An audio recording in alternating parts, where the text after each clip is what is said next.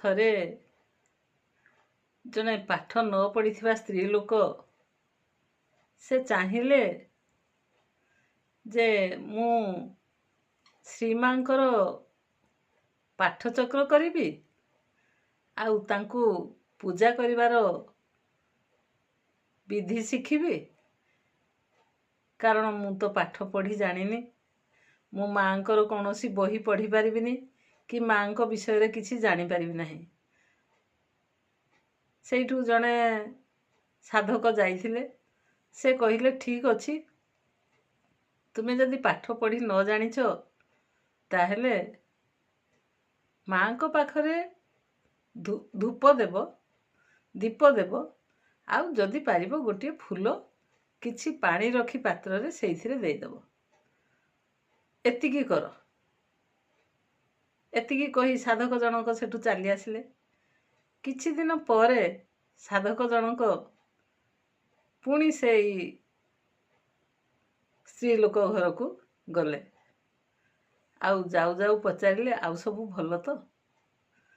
ସେ ସ୍ତ୍ରୀ ଲୋକ ଜଣକ ଅତି ଖୁସି ହେଇ କହିଲେ, ହଁ ହଁ ହଁ, ସବୁ ଭଲ, ସବୁ ଭଲ, ମୁଁ ସବୁ ଶିଖିଗଲି, ମୁଁ ସବୁ ଶିଖିଗଲି। ଆଶ୍ଚର୍ଯ୍ୟ ହେଇ ସାଧକ ଜଣକ କହିଲେ, କ'ଣ ଶିଖିଗଲ? ମୁଁ ସବୁ ଶିଖିଗଲି ଆଜ୍ଞା। କ'ଣ ସବୁ ଶିଖିଗଲ? କେମିତି ଶିଖିଲ? ଅତି ଚମତ୍କାର କଥା ସେ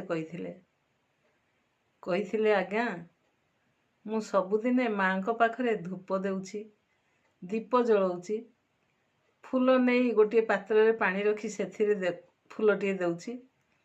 ଆଉ ଏତଦ୍ ବ୍ୟତୀତ ମୁଁ ଯେହେତୁ ବହି ପଢ଼ି ଶିଖିନାହିଁ, ତେଣୁ ମୁଁ ଗୋଟିଏ ଘଣ୍ଟା ଆଖି ବନ୍ଦ କରି କେବଳ ମାଙ୍କ ନାମ ଜପ କରୁଛି। ମା ମା ମା ମା କହି ମୁଁ ଘଣ୍ଟାଏ ନାମ ଜପ କରୁଛି। ଆଉ ସେଇ ନାମ ଜପ କରିବା ପରେ ମୁଁ ନିଜେ ବି ଜାଣିନି ମୁଁ କେମିତି ଦୁର୍ଗା ସ୍ତୋତ୍ର ବି ପଢ଼ି ଶିଖି ଯାଇଛି। ପଢ଼ି ତ ଶିଖି ନାହିଁ, ମନେ ମନେ ଶୁଣୁ ଶୁଣୁ କୋଉଠୁ ପାଠଚକ୍ରକୁ ଯାଇ ମୋର ମନେ ରହିଯାଇଛି। ଆଉ ମାଙ୍କ ବିଷୟରେ ମୁଁ ବହୁତ କଥା ଅନ୍ୟମାନଙ୍କ ଘରକୁ ଯାଇ ପାଠଚକ୍ରରେ ଶିଖି ଯାଇଛି। ତେଣୁ ମୁଁ ସବୁ ଶିଖି ଯାଇଛି। ଆଶ୍ଚର୍ଯ୍ୟ ହେଲେ ସାଧକ ଜଣକ। ଆଖିରୁ ଧାର ଧାର ହୋଇ ଲୁହ ଝରି ଯାଉଥାଏ। ସେ କହିଲେ, ବାସ୍ତବରେ ଆମେ ବହି ପଢ଼ୁଛୁ, ଦୁର୍ଗା ସ୍ତୋତ୍ର ପଢ଼ୁଛୁ, ଗୁଡ଼ାଏ ବହି ପଢ଼ୁଛୁ, କିନ୍ତୁ ସେ ବହିର ମୂଲ୍ୟ ଯେତେ ନୁହେଁ ମାଙ୍କ ନାମ ଜପରେ ତାର 100 ଗୁଣ ପୁଣ୍ୟ ଫଳ ମିଳିପାରିବ। ଆମେ ମାଙ୍କ ପାଖକୁ ସେତେ ନିକଟତର ହୋଇପାରିବୁ ମାଙ୍କ ନାମ ଜପରେ। ଆଶ୍ଚର୍ଯ୍ୟ ହେଲେ, ଖୁସି ହେଲେ ଏବଂ ନିଜେ ମଧ୍ୟ ସେଇ ସ୍ରୋତରେ ପଡ଼ିଗଲେ।